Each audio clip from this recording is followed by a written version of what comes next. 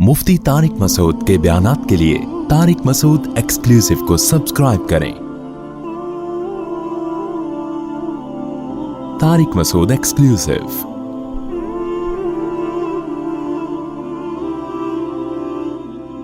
अल्लाह ने फरमाया कि दुनिया में 3 किस्म के लोग हैं। दुनिया में जो मज़हब हैं वो कितनी किस्म के हैं? 3। यानी इस्लाम के अगेंस्ट जो हैं, एक तो हैं यहूदी, और एक हैं ईसाई, और एक हैं अहले किताब के अलावा जितने भी मज़ाहिब हैं उनको इस्लाम एक ही कैटेगरी में रखता है। यहूद और नसारा अलग टाइप के हैं, और यहूद और नसारा के अलावा जो हैं वो अलग टाइप के हैं। कुरान कहता है कि इनमें इस्लाम दुश्मनी में सबसे ज़्यादा यहूदी और बाकी मुशरिकीन हैं, और इस्लाम दुश्मनी में सबसे कम जो हैं वो ईसाई हैं, नसारा हैं। बाकी मुशरिकीन जो यहूद और नसारा में से नहीं हैं वो इस्लाम दुश्मनी में आगे इसलिए हैं कि उनके मज़हब में और इस्लाम में डिस्टेंस बहुत ज़्यादा है। हज़ारों खुदाओं को मानते हैं, हज़ारों बुतों को मानते हैं। इस्लाम दावत देता है एक खुदा की। पैगंबरों को मानते ही नहीं है, किसी भी पैगंबर को नहीं मानते। यहूद व नसारा जो हैं ये इस्लाम के करीब हैं, इसलिए कि ये पैगंबरों के सिलसिलों को, आसमानी किताबों को, हलाल व हराम के कॉन्सेप्ट को भी मानते हैं। ये जन्नत जहन्नम का बिल्कुल वही कॉन्सेप्ट है जो हमारा है। इनकी किताबों में भी जहन्नम के बारे में वही कुछ लिखा है जो हमारी आसमानी किताबों में लिखा है। जन्नत के बारे में वही कुछ है जो कुरान में लिखा हुआ है।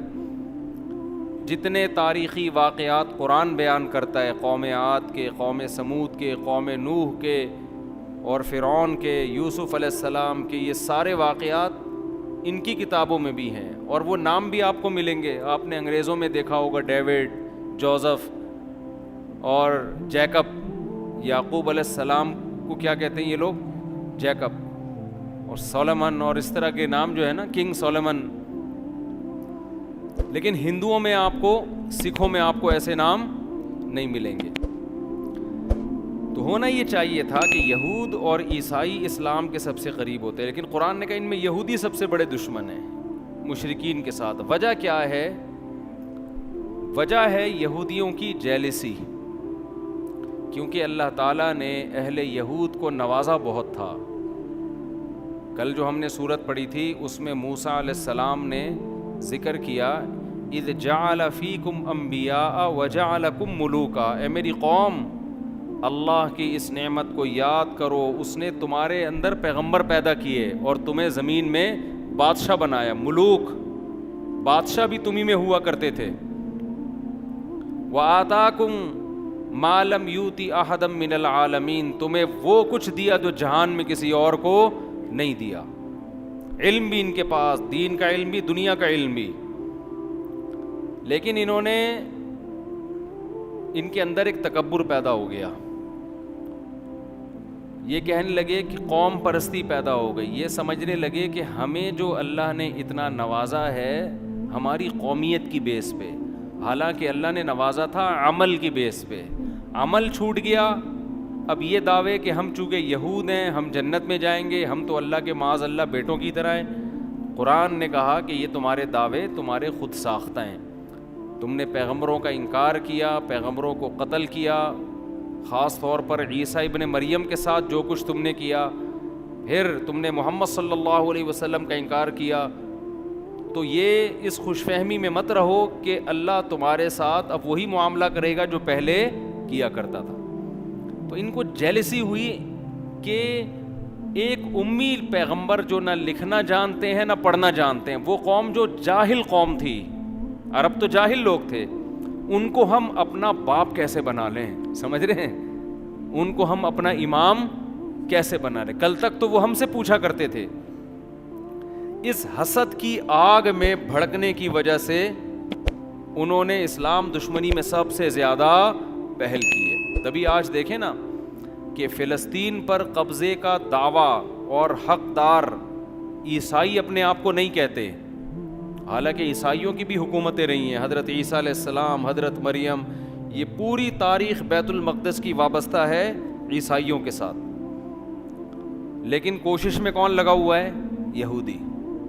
وجہ کیا ہے؟ وہ کہتے ہیں ہماری وہی خلافت جو پہلے تھی دنیا میں، اور بیت المقدس کے ذریعے ہم یہ مرکز تھا پوری دنیا کا، تو یہ بیت اللہ کیوں مرکز بن گیا، مکہ مکرمہ کیوں مرکز بن گیا، ساری دنیا وہاں کیوں جاتی ہے، یہاں کیوں نہیں آتی؟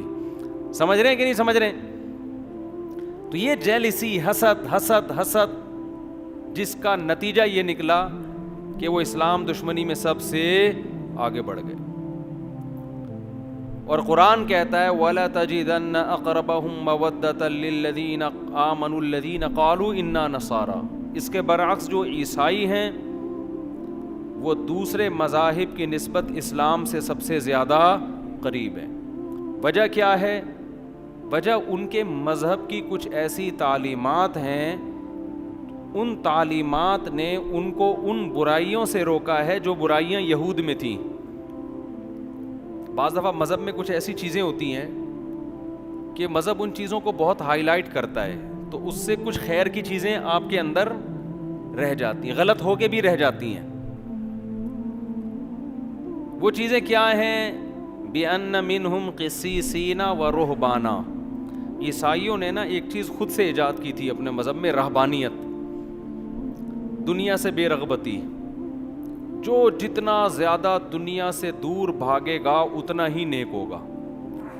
اب یہ ابتدعوہا، قرآن کہتا ہے خود گڑھا انہوں نے یہ فلسفہ، غلط تھا، لیکن بہرحال اس کا ایک فائدہ یہ ہوا کہ جب انسان کے دل میں دنیا کی لالچ ختم ہو جاتی ہے تو اس کے لیے حق کو قبول کرنا آسان ہو جاتا ہے، کیونکہ وہ ذہنی طور پر اس کے لیے تیار ہے پہلے سے۔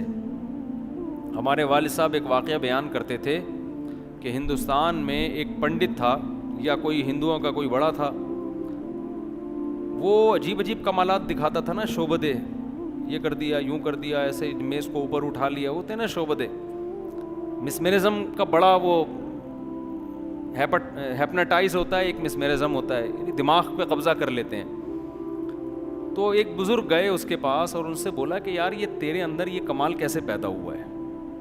تو چیزوں پہ توجہ مرکوز کرتا ہے، وہ چیز اٹھا لیتا ہے، ٹھیک ہے نا۔ تو اس نے کہا کہ میں نے نا زندگی بھر اس کی کوشش کی ہے کہ اپنی خواہشات کے میں اگینسٹ چلاؤں، ہمیشہ میرا جو دل چاہتا ہے میں اس کے خلاف کرتا ہوں۔ کہ قوت ارادی مضبوط ہو جاتی ہے نا اس سے، جو میرا دل چاہے گا میں اس کے خلاف کروں، اس سے انسان کی قوت ارادی مضبوط ہوتی ہے۔ تو اس کا مجھے یہ فائدہ ہوا ہے کہ اس طرح جب میں کسی چیز پہ توجہ ڈالتا ہوں تو میرے ارادے کے ذریعے نا اس پہ کوئی ریز نکلتی ہوں گی، اب سائنٹیفک اس کی کیا حقیقت ہے تو اللہ ہی جانے۔ تو یہ میرے اندر ایک کمال پیدا ہو گیا، میں اپنی توجہ کے ذریعے ایسے چیزوں کو ہلا دیتا ہوں۔ ان بزرگ نے کہا اچھا تو یہ بات بتا، تو نے ہمیشہ اپنی خواہشات کی مخالفت کی؟ اس نے کہا ہاں۔ اس نے کہا تیرا دل چاہتا ہے اسلام قبول کرنے کا؟ اس نے کہا نہیں۔ انہوں نے کہا مخالفت کر اپنی خواہش کی، ٹھیک ہے، اب کیا کر؟ اور وہ مسلمان ہو گیا، اس نے کلمہ پڑھ لیا۔ تو اب اس کے اندر ایک خاصیت بہرحال پیدا ہو گئی تھی نا کہ آپ جب اپنی خواہشات کے خلاف چلتے ہیں تو جہاں اس کے نقصانات ہوتے ہیں وہاں ایک کوالٹی بھی تو پیدا ہوتی ہے نا۔ اسلام آپ کو خام خواہ میں اپنی خواہشات کے خلاف چلنے کے لیے نہیں کہتا، اسلام کہتا ہے ناجائز خواہشات چھوڑ دو، جائز کو پورا کرو۔ لیکن خواہشات کے اگینسٹ چلنے سے بہرحال ایک آپ کے اندر کمال پیدا ہوتا ہے، آپ کی قوت ارادی مضبوط ہوتی ہے۔ جو اپنے خواہشات کے غلام بنے ہوئے ہوتے ہیں ان سے دنیا میں کوئی بھی کام، ان سے 20 رکعت تراویح نہیں پڑھی جاتی، وہ گن رہے ہوتے ہیں ہر 2 رکعت، یار ہوگا کیا، کتنا ٹائم اور لگے گا۔ تو عیسائیوں میں کیا کمال تھا کہ رہبانیت، تو قرآن کہتا ہے اس رہبانیت کی وجہ سے ان کے دل نرم۔ عیسائیوں کی بھی اسلام سے بڑی بڑی دشمنیاں ہوئی ہیں، بڑی بڑی لڑائیاں ہوئی ہیں، لیکن ایک من حیث القوم، ایک قومی سطح پہ قرآن بیان کر رہا ہے کہ دوسری قوموں کے نسبت یہ مذہب اسلام کے زیادہ قریب ہے۔ ایک وجہ تو یہ، دوسری وجہ یہ بھی قریب ہونے کی کہ عیسائی حضرت عیسیٰ سے پہلے کے تمام پیغمبروں پر ایمان رکھتے ہیں, صرف ایک نبی کا انکار کرتے ہیں, محمد صلی اللہ علیہ وسلم. اور یہودی حضرت عیسیٰ کے بھی منکر اور نبی کے بھی منکر, تو ان کا جرم عیسائیوں سے زیادہ ہے, تو اس لیے بھی وہ حق کے زیادہ قریب ہیں عیسائی جو ہے. اور آج پوری اچھا جو مکاریاں چالاکیاں یہودیوں نے کی ہیں وہ عیسائیوں میں نہیں ہیں, وہ عیسائیوں میں نہیں ہے. ہٹلر نے عیسائیوں کو نہیں زیادہ چھیڑا تھا, وہ تو خود بھی عیسائی تھا. اس نے دشمنی کس سے کی تھی؟ یہودیوں سے. اس کا یہ نظریہ تھا کہ یہ فساد کی جڑ ہے. پھر کہتے ہیں اس نے کچھ یہودی چھوڑ دیے, اس لیے چھوڑ دیے کہ دوبارہ یہ فساد کریں گے تو لوگ پھر مجھے کہیں گے اس نے صحیح کیا تھا. یہ اس کی رائے تھی, میں نہیں کہہ رہا یہ, ٹھیک ہے نا, میں نہیں کہہ رہا, یہ وہ جانے, آپ جانے, ہٹلر جانے. تو عیسائی, اچھا سارے یہودی بھی ایک جیسے نہیں ہوتے, یہ خوب سمجھ لیں. ہم نے بعض یہودی دیکھے ہیں, سنے بھی ہیں ان کے بارے میں, وہ بھی اسلام کو بہت سے مقام پہ سپورٹ کرتے ہیں. سب کو ایک ہی لاٹھی سے کبھی بھی نہیں ہانکنا چاہیے. ہانگ کانگ میں وہاں کے مفتی اعظم سے میری ملاقات ہوئی, انہوں نے کہا کہ یہاں ہمیں یہودی سپورٹ کرتے ہیں, ہم یہودیوں کو سپورٹ کرتے ہیں, کیونکہ آسمانی مذاہب ہے نا, تو یہاں پر یہودی مسلمانوں کا ساتھ دیتے ہیں, واللہ عالم. تو ہر جگہ سب ایک جیسے نہیں ہوتے. تو آپ کو کوئی یہودی نظر آیا تو آپ نے فوراً قرآن کی آیت پڑھ کے اس کا سر ڈنڈے سے کوٹ دیا کہ اسلام, ضروری نہیں ہے کہ وہ بھی اسلام دشمن ہو. بلکہ آپ کو میں کمال کی بات بتاؤں کہ اس جب لندن کی یہ جو یو کے ہے, یونائٹڈ کنگڈم, اس کی اسمبلی میں یہودیوں نے یہ آواز اٹھائی تھی کہ ہمیں ایک الگ ریاست چاہیے اسرائیل کے نام پہ. تو اس کی سب سے پہلے مخالفت جس نے کی تھی وہ یہودی تھا, اور اس نے اس بیس پر مخالفت کی تھی کہ ہماری 1300 سال ہو گئے مسلمانوں سے اب تک کوئی جنگ نہیں ہوئی ہے. وہ جو نبی کے دور میں ہوئی تھی اس کے بعد سے جنگیں ہماری نہیں ہوئی ہیں, تو ہم خام خامے مسلمان جیسی اتنی بڑی قوم سے کیوں پنگا لے بھائی, ہم بلا وجہ ایک نیا شوشہ چھوڑ دیں. ہم اب تک ہماری مسلمانوں سے کوئی جنگ نہیں ہوئی ہے. اور حقیقت ہے خلافت عثمانیہ نے یہودیوں کو سپورٹ کیا تھا, بچایا تھا بہت سے. ترکی آپ جائیں نا, ہسٹری پڑھیں تو آپ کو پتہ چلے گا بہت سے یہودیوں کی پناہ گاہ تھی یہ ترکی. مسلمان ان کو پناہ دیتے تھے, ان کی جانوں کی حفاظت کی, کیونکہ یہ ان سے کوئی پنگا پھٹا چل نہیں رہا تھا مسلمانوں کا. لیکن بہرحال احادیث میں ہے کہ آخری جو مسلمانوں کی سب سے بڑی جنگ ہوگی وہ کس سے ہوگی؟ یہودیوں سے ہوگی. تو وہ پیشگوئی نبی کی پوری ہونی تھی, تو وہ اسرائیل کے نام پہ ایک شوشہ چھوڑ دیا. پھر جو فلسطینیوں پہ ظلم ہوا وغیرہ وغیرہ جو کچھ ہو رہا ہے. تو میں یہ عرض کر رہا تھا کہ عیسائیوں میں دوسری کوالٹی کیا ہے کہ یہ تمام پیغمبروں پر ایمان رکھتے ہیں. ان میں وہ چالاکیاں نہیں تھی جو کس میں تھی؟ یہود میں. یہی وجہ ہے کہ دنیا میں جو سب سے زیادہ مذہب قبول کرنے والی قوم ہے نا اسلام, وہ عیسائی ہیں. میں نے بھی اس کا مشاہدہ کیا, سب سے زیادہ عیسائی لوگ ہیں جو اسلام کو قبول کرتے ہیں. ان میں یہ ریشو دوسرے مذاہب کی نسبت سب سے زیادہ ہے. امریکہ میں تو آئے دن لوگ مسلمان ہو رہے ہیں, لندن میں بھی. ہمارے اتنی بڑی بڑی داڑیاں رکھتے ہیں وہ انگریز, بہت بہت زیادہ ہے اس. آگے اللہ نے فرمایا وَإِذَا سَمِعُوا مَا أُنزِلَ إِلَى الرَّسُولِ تَرَىٰ أَعْيُنَهُمْ تَفِيضُ مِنَ الدَّمْعِ. یہ اہل کتاب جو عیسائی ہیں, جب ان پر اللہ کی آیات تلاوت کی جاتی ہیں تو اے مخاطب تو ان کو دیکھے گا ان کی آنکھیں بہنا شروع کر دیتی ہیں. وجہ کیا ہے کہ یہ تورات پڑھ پڑھ کے نا یہ اللہ کے کلام سے مانوس ہو چکے ہوتے ہیں.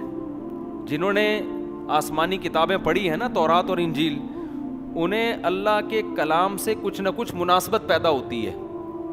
تو عیسائیوں میں جو پادری ہیں, جو حق پرست ہیں, جب وہ کلام اللہ سنتے ہیں تو قرآن کہہ رہا ہے کہ ان کی آنکھیں بہنا شروع کر دیتی ہیں, اور ان کو یقین ہو جاتا ہے کہ یہ وہی کلام ہے, بالکل اسی طرز کا کلام ہے جو اللہ نے موسیٰ کلیم اللہ اور عیسیٰ روح اللہ پہ نازل کیا. ڈاکٹر حمید اللہ صدیقی کے نام سے ایک بہت بڑے اسکالر گزرے ہیں, خطبات بہاولپور جن کی مشہور کتاب ہے. صدیقی ہیں یا نہیں؟ ڈاکٹر حمید اللہ صدیقی, شاید میں نے خود لگا دیا. ڈاکٹر حمید اللہ بہت بڑے اسکالر, حیدرآباد دکن کے تھے وہ. ان کی بڑی ریسرچ تھی کتابوں پہ, نایاب نسخوں پہ. تو ان کی تورات انجیل پر بھی بڑی ریسرچ, قرآن پر تو تھی. وہ یہ کہا کرتے تھے کہ آپ تورات کا یعنی جو موجودہ عہد قدیم اور عہد جدید ہے اس کا اور قرآن کا مطالبہ کریں نا تو آپ کو ان کا انداز بیان سیم ملے گا. یہ خود اس کی علامت ہے کہ یہ ایک ہی ذات سے نکلے ہوئے کلام. یعنی اتنی تحریفات کے باوجود بھی جو آیتوں کا انداز ہے اور کلام کا جو طرز ہے وہ بالکل سیم ہے, وہ بالکل سیم ہے. یہی وجہ ہے کہ نجاشی کے سامنے, نجاشی عیسائی بادشاہ تھا, جب حضرت جعفر طیار رضی اللہ تعالی عنہ نے نجاشی بادشاہ کے سامنے سورہ مریم کی تلاوت کی ہے. سورہ مریم سے یاد آیا, لوگ اکثر مجھ سے پوچھتے ہیں آپ تلاوت اپلوڈ کریں. ہماری تلاوت یوٹیوب پہ تراویح کی اپلوڈ ہوئی بھی ہے, آپ لکھیں گے نا مفتی طارق مسعود ریسائٹنگ آ جائے گی, وہ بار بار نہ کریں, کہیں ایک ہی بات نہیں, اپلوڈ ہوئی بھی ہے, سن لیں. سورہ قصص بھی ہے, سورہ مریم بھی ہے, تو جس نے سننی ہے, نہیں سننی تو وہ بڑے بڑے قاری ایک سے ایک پڑھے ہوئے ہیں یوٹیوب پہ تو بھائی. تو حضرت جعفر طیار رضی اللہ تعالی عنہ نے جب سورہ مریم کی تلاوت شروع کی ہے تو نجاشی اور اس کے گرد جتنے پادری بیٹھے ہوئے تھے سب کی داڑیاں رو رو کے تر ہو گئی تھی. تو نجاشی نے اس موقع پہ کیا کہا تھا کہ اللہ کی قسم یہ وہی اسی جیسا کلام ہے جو اللہ نے عیسیٰ ابن مریم پہ نازل کیا. اسی کا قرآن تذکرہ کر رہا ہے, وَإِذَا سَمِعُوا مَا أُنزِلَ إِلَى الرَّسُولِ تَرَىٰ أَعْيُنَهُمْ تَفِيضُ مِنَ الدَّمْعِ, کہ جب یہ رسول پہ جو کلام نازل ہوا یہ سنتے ہیں, اے مخاطب تو دیکھے گا ان کی آنکھیں آنسوؤں سے بہنا شروع کر دی. یہ بھی بلاغت ہے قرآن کی. یہ نہیں کہا کہ آنکھوں سے آنسو بہیں گے, آنسوؤں میں آنکھیں بہنا شروع کر دیں گی. یہ بلاغت ہے. اتنا روتے ہیں, اتنا روتے ہیں جیسے آنکھیں بہتی چلی جا رہی ہیں. تو بہت ایسے واقعات ہیں قرآن پڑھ کے رونے کے. غیر مسلموں نے سنا, حضرت عمر نے سنا, کیسا دل پگھل گیا ان کا. نجاشی نے سنا, اس کے پادریوں نے سنا. آپ کہہ سکتے ہیں مدینہ کے جو لوگ تھے وہ کیوں نہیں روتے تھے, جو دشمن تھے. یاد رکھیں جب آپ کے دل میں کسی کا بغض پیدا ہو جائے نا, ایک دفعہ کینہ پیدا ہو جائے, پھر آپ دلائل کو سائڈ پہ رکھ دیتے ہیں, پھر آپ ہمیشہ اس کے خلاف کوشش میں لگے رہتے ہیں. آج جو مسلکی اختلافات ہیں نا, 8 رکعت تراویح, 20 رکعت تراویح, رفع الیدین, ٹانگیں چوڑی ٹانگیں پتلی, ان کا بھی مسئلہ سارا یہی ہے. نام ہم سب قرآن و حدیث کا لگاتے ہیں لیکن سب کا مطلب اپنی ٹھڑک پوری کرنا ہوتا ہے کہ اپنے مسلک کی ٹانگ کو اونچا رکھو, دوسرے مسلک کو, ورنہ پتہ ہوتا ہے کہ یار دلیل ادھر بھی ہے اور ادھر بھی ہے, لیکن اپنی والی دلیل کو دلیل کہنا ہے, دوسرے والی کو کہنا ہے 100% غلط. یہ ٹھڑک چل رہی ہے آج کل مارکیٹ میں. لیبل کیا لگایا جا رہا ہے, قرآن و حدیث کا, سمجھ رہے ہو نا, لیبل قرآن و حدیث کا. کیونکہ ہمیں تو صبح و شام تجربہ ہوتا ہے. جب آپ دلائل دینا شروع کرتے ہو تو نہیں یہ ضعیف ہے, یہ یوں ہے تو یہ یوں ہے, خام خواہ کے فتوے ٹھوکنا شروع. اور کمال کی بات یہ کام وہ لوگ زیادہ کر رہے ہوتے ہیں جو خود کو مسلک پرست نہیں کہتے. وہ لوگ یہ زیادہ کر رہے ہوتے ہیں جو کہتے ہیں ہمارا کوئی مسلک نہیں ہے. اس سے پتہ چلتا ہے آپ کا تو ایسا مسلک ہے کہ آپ اس کے علاوہ سب کو جہنمی سمجھتے ہو. ایک چھوٹی سی بات کر کے آگے چلتا ہوں. آپ نے بہت سے لوگ دیکھے ہوں گے جو کہتے ہیں ہم شخصیت پرست نہیں ہیں, ہم کسی شخصیت کو نہیں مانتے. 99.9% میں نے ایسے لوگوں کو ایسا شخصیت پرست دیکھا ہے کہ آپ کسی صحابی کو برا بلا کہہ دو ان کو غصہ نہیں آئے گا, ان کے باپ کو آپ ذرا سا برا بلا کہہ کے دیکھو ان کے منہ سے جھاگ نکلنا شروع ہو جاتا ہے غصے میں. ٹھیک ہے نا. یہ کہتے ہیں کہ حضرت معاویہ پہ بھی اعتراض ہو سکتا ہے, حضرت ابو سفیان پہ بھی ہو سکتا ہے, بڑے بڑے صحابہ حضرت عثمان پہ بھی ہو سکتا ہے, لیکن ہمارے باپ پہ اعتراض نہیں ہو سکتا. سمجھ رہے ہیں. ہمارے باپ کے بارے میں اگر کسی نے بتا دیا نا, روحانی باپ بتا دیا نا کسی نے کہ یہ محترم نے غلطی کی ہے اور یہ 100% غلطی ہے, تو یہ ایسا جھاگ ان کے منہ سے نکلتا ہے نا غصے میں. ان کے کمنٹ سے پتا چلتا ہے کہ یہ لوگ حضرت معاویہ پہ طنز برداشت کر لیں گے, یہ حضرت ابو سفیان پہ, حضرت عثمان پہ, بڑے بڑے صحابہ پہ, لیکن جب ان کے کسی پیر و مرشد کو آپ ذرا چھیڑ کے تو دیکھیں تو ان کے منہ سے کیا جھاگ نکلتا ہے اور کیا غضبناک ہوتے ہیں. ان کے خلاف یہ ایک حرف سننا پسند نہیں کرتے. ہمارے حضرت نے ایک دور میں کتاب لکھی, ایک مشہور شخصیت, انہوں نے صحابہ پہ بڑے اعتراضات کیے تھے. تو اور ان کا جب ان پہ لوگوں نے اعتراضات کیے کہ آپ صحابی رسول پہ اعتراض کر رہے ہیں, تو انہوں نے کہا تنقید سے بالا ذات صرف پیغمبر کی ہے, پیغمبر کے علاوہ ہر ایک پر تنقید ہو سکتی ہے. یہ اصول پیش کیا. تو ہمارے حضرت نے ان کی کتابوں سے ان پہ تنقیدیں شروع کر دی نا. تو ان کے ماتحتوں کو اتنا غصہ آیا, اتنی بوچھاڑ, اور یہ ایسے ہیں تو یہ یوں ہیں تو یہ یوں ہیں. انہوں نے فرمایا کہ تم عجیب لوگ ہو, صحابہ کو تو تم تنقید سے بالا تر نہیں سمجھتے, لیکن جو تمہارے پیر و مرشد, تمہارے امیر پر تنقید کی جاتی ہے تو بجائے ٹھنڈے دل آرام سے سن کے تمیز سے اس کا جواب دو. ایسا نہیں کرتے, ایک دم جھاگ اگلنا شروع. یہ آج کل مارکیٹ میں چل رہا ہے. جماعت المسلمین والے ایک ریٹائر ہو کے یہاں پر آ گئے نا, جماعت المسلمین میں بہت گھومے تھے وہ, پھر انہوں نے چھوڑ دیا جماعت المسلمین کو. میں نے کہا کیوں چھوڑا؟ کہہ رہے ہیں یار یہ ہر وقت امام ابو حنیفہ کے خلاف بولتے ہیں کہ اندھی تقلید اندھی تقلید, لیکن کہتے ہیں آپ لوگ امام ابو حنیفہ کی ایسی تقلید نہیں کرتے جیسے یہ جماعت کے امیر کی تقلید کرتے ہیں جماعت المسلمین. تو کہہ رہے ہیں یہ صرف ہوائی باتیں ہوتی ہیں, یہ آپ لوگوں سے بڑے مقلد ہیں. یہ لوگ لیبل لگاتے ہیں کیونکہ ان کے خلاف جب کوئی حدیث پیش کی جائے نا, دلیل پیش کی جائے, تو یہ نہیں سنتے. تو یہ آج کل مارکیٹ میں چل رہا ہے. اس لیے میں آپ کو ایک بات بتا رہا ہوں, یہ تجربوں کے بعد ہے کہ چاروں اماموں کو فالو کرو آپ, کیونکہ پوری امت نے ان کو فالو کیا. ان کی ریسرچ, ان کی تحقیق 1200-1300 سال سے پوری دنیا میں فالو کی گئی ہے. یہ 2-4 لوگوں کی, انڈیا پاکستان بنگلہ دیش کی بات نہیں ہے, پوری دنیا میں جب سے یہ فقہ مرتب ہوئے ہیں انہی چاروں کو فالو کیا جا رہا ہے. ان سے اگر ہٹو گے تو قرآن و حدیث کے نام پہ ایسے بے لگام ہوگے نا, آپ اس کو قرآن و حدیث سمجھ رہے ہوگے لیکن وہ آپ کی خواہشات ہوں گی یا آپ کا اپنا ٹیکنیکل فالٹ ہوگا جو حدیث سمجھنے میں آپ نے غلطی کی ہوگی. تو امت ایسے ہی اتنی بڑی چیز پہ جمع تھوڑی ہو گئی ہے. اگر ہم شخصیت پرست ہوتے تو ہم آپ کو صرف امام ابو حنیفہ کی دعوت دے رہے ہوتے. ہم تو کہتے ہیں بڑے بڑے فقہاء ہیں جن کا نصاب مرتب ہو چکا ہے, جن کی کتابیں مرتب ہو چکی ہیں, صدیوں سے یہ دنیا میں نافذ ہیں, انہی میں سے کسی ایک کو فالو کر لو بس. اگر ہٹو گے نا, آج کے اسکالرز کے پیچھے جاؤ گے تو تمہیں اللہ کے راستے سے ہٹا دیں گے. لیبل بہت اچھے اچھے لگے ہوئے ہوں گے اور تم ان کو قرآن و حدیث اس لیے سمجھو گے کہ تمہارے پاس خود قرآن و حدیث کا علم نہیں ہے, اس لیے کم علمی کی وجہ سے آپ سمجھ رہے ہوگے یہ دلیل سے بات کر رہا ہے. سمجھتے ہوگے نہیں سمجھتے. خیر, تو اللہ نے کیا فرمایا, اذا سمعوا ما انزل الی الرسول, قرآن سن کے رونا جو ہے نا یہ ہمیشہ سے اہل اسلام کی بھی عادت رہی ہے, جو غیر مسلم سنا کرتے تھے ان کی بھی. میں جب ملیشیا میں تھا تو ہم کہیں گھومنے پھرنے کے لیے نکلے تو ساحل سمندر پہ میں نے 2 عیسائی دیکھے, کوئی بیٹھا ہوا دم کر رہا ہے ان کے اوپر نا. میں گیا انٹرویو لینے کے لیے ان سے, میں نے پوچھا کیا ہے, کیا کر رہے ہیں؟ انہوں نے کہا یہ سورہ رحمان پڑھ کے ہم پہ دم کر رہے ہیں. کوئی مولوی صاحب تھے. تو میں نے کہا آپ کا مذہب کیا ہے؟ انہوں نے کہا ہم عیسائی ہیں. تو میں نے کہا آپ تو عیسائی ہیں تو سورہ رحمان کا دم کیوں کروا رہے ہیں؟ تو انہوں نے کہا ہم جب قرآن کا دم اپنے اوپر کرواتے ہیں نا کسی بھی مولوی صاحب سے یا کہیں سے بھی, قرآن کی آیتیں ہیں تو ہمیں سکون ملتا ہے اس سے. تو یہ قرآن کے مزاج میں یہ چیز داخل ہے, قرآن کی روح میں یہ چیز داخل ہے کہ اس کی تلاوت انسان کے دلوں کو سکون دیتی ہے. آج تو لوگ سمجھتے نہیں ہیں نا کیا پڑھا جا رہا ہے, اس لیے اثر ہی نہیں ہوتا. تو قرآن کو سمجھنے کی کوشش کرنی چاہیے. صحابہ کے ایسے واقعات ہیں, حضرت عمر رضی اللہ تعالیٰ عنہ فجر کی نماز میں جب تلاوت کرتے اتنا روتے, بعض دفعہ کہتے ہیں رو رو کے گر جایا کرتے تھے, بیمار ہو جایا کرتے تھے.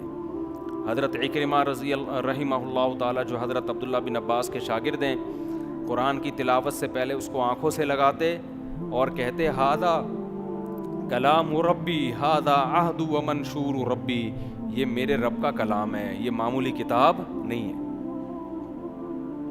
اور یہ میرے رب کا عہد نامہ ہے, منشور ہے, میرے رب نے اس میں قوانین بیان کی ہیں, منشور ہے یہ, میرے رب نے اس کتاب میں مجھ سے کچھ معاہدے کیے ہیں.